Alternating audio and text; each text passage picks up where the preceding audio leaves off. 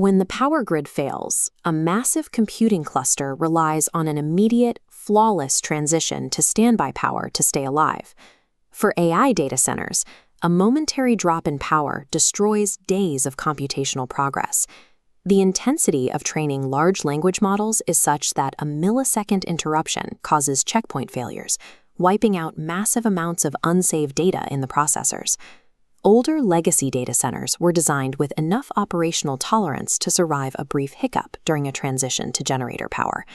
Modern AI facilities operate with zero margin for error. In a Tier 4 facility, a single minute of downtime costs upwards of $14,000. Maintaining this zero-tolerance mandate requires a macroscopic scale of fuel. Keeping a massive computing cluster online during a total blackout demands up to 7 million gallons of diesel per day. Supplying that volume requires a transport truck offloading every 90 seconds. These systems function as dynamic, actively managed industrial microgrids where a single point of failure is catastrophic. Managing that intake volume requires strict operational protocol at the facility's perimeter. Operators follow a rigorous, choreographed sequence before a single drop of fuel is unloaded. They must systematically verify the ullage, the available empty space within the receiving tank, and clear all electronic system permissives to select the correct fluid destination. The mobile transport truck is then physically bonded to the facility's grounding system to safely dissipate any static charge before the fill valve is opened. This schematic illustrates zonal isolation, the primary defense for bulk storage. A 6-tank array is divided into 2 completely independent banks of 3. Each tank utilizes double-wall containment. Sensors continuously monitor the empty interstitial space between walls for immediate electronic leak detection.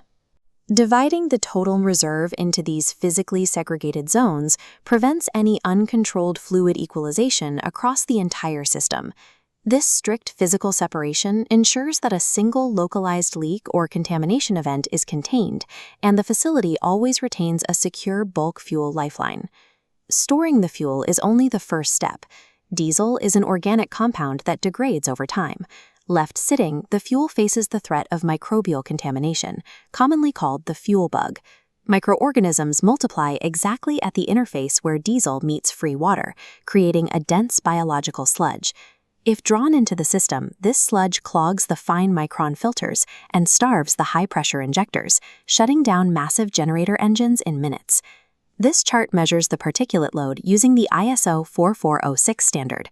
Unfiltered delivery fuel typically arrives at a high-risk rating of 22, 21, 18, representing thousands of microscopic particles per milliliter. AI data centers actively scrub that supply down to a 15, 13, 13 metric, the AI gold standard. This is achieved through automated multi-stage polishing and water coalescence, which separates and strips out both moisture and fine particulates. This continuous polishing loop runs independently of the generator demand, constantly conditioning the supply while it sits in bulk storage, so contaminants are removed before they ever approach the engine. Without this continuous cardiac care, a 7 million gallon fuel reserve becomes a toxic liability rather than a reliable power source. Once conditioned, the fuel must be rapidly transported from the bulk underground storage across the campus to the local generator buildings when the grid fails. This movement relies on an automated ring main distribution system. Control logic dynamically stages duty, assist, and standby pumps based on real-time demand, sharing the load and instantly firing up backups if a running pump trips. The pipework is structured in a looped architecture. If one branch sustains damage, isolation valves shut off the affected section and automatically redirect the fuel to flow from the complete opposite direction. This diagram shows the specialized Franklin Fueling UPP semi-rigid pipework used for this transport. Within this composite structure is a complex layer called EVOH, or ethylene vinyl alcohol. The pipe is engineered layer by layer. A PE100 high-density polyethylene primary core, a specialized tie layer, the inner EVOH lining, and an outer PE100 secondary containment layer. The EVOH lining functions solely as a chemical barrier. It prevents hydrocarbon liquids and fuel vapors from permeating outward through the plastic walls. An EVOH permeation barrier must not automatically be treated as an electrically conductive or static dissipative liner. Electrostatic safety must be verified separately. The materials used to transport the fuel introduce complex chemical interactions that must be engineered out layer by layer. This diagram illustrates the core hydraulic equation dictating the system: flow equals velocity times area. Engineers must balance the volume of fuel needed, the diameter of the pipe, and the speed at which the fluid travels. Higher velocities allow engineers to use smaller pipes. However, pushing that speed generates severe pressure drops and violent transient forces across the network. Outdated guidelines frequently capped ordinary polysystems at velocities of 1.0 or 1.5 meters per second, but modern engineered systems can safely exceed those limits. Increasing velocity in non-conductive plastic piping creates massive friction, rapidly building up dangerous electrostatic charges that the plastic cannot dissipate like a traditional metallic system. Proposed maximum design envelope of up to 7 meters per second, subject to written manufacturer confirmation, detailed hydraulic calculations, electrostatic risk assessment, fuel conductivity and water content evaluation, surge analysis and authority approval. Normal operating velocity should be selected below the absolute maximum to control pressure loss, pump power, and transient forces. Because the fluid carries the charge, every metallic component in line, from the storage tanks and pump skids to the dry brakes and strainers, must be completely bonded and earthed.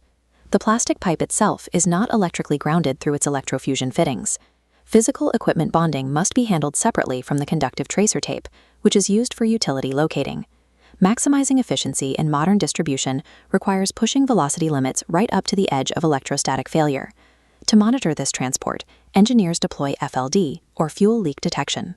This acts as the facility's sensory nervous system, identifying microscopic leaks that physical pressure sensors miss.